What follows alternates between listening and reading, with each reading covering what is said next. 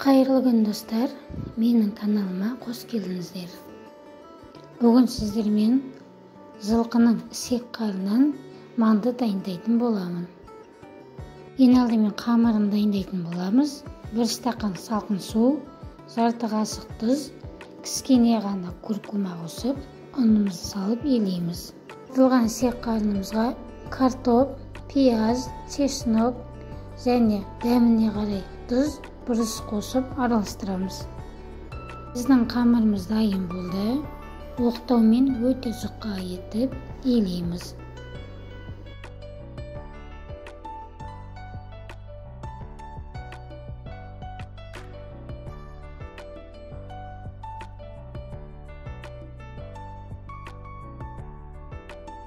Пышақтың көмегімен 4 бұрыштап бөліктерге бөлеміз.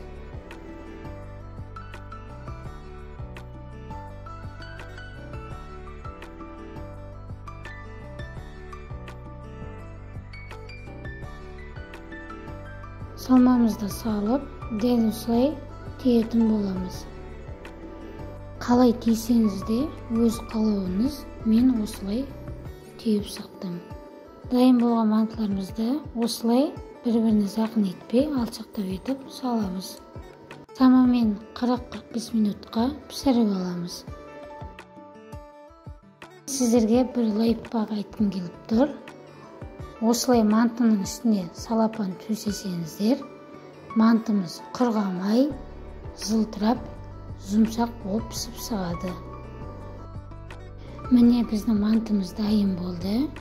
Өте керемет, дәмді, құрғамай, жылтырап пісіп шықты. Сіздерге де осылай пісіруге кеңес беремін. Менімен бірге болғандарыңызға рахмет. Және де каналыма тіркелуді ұмытпаңыздар.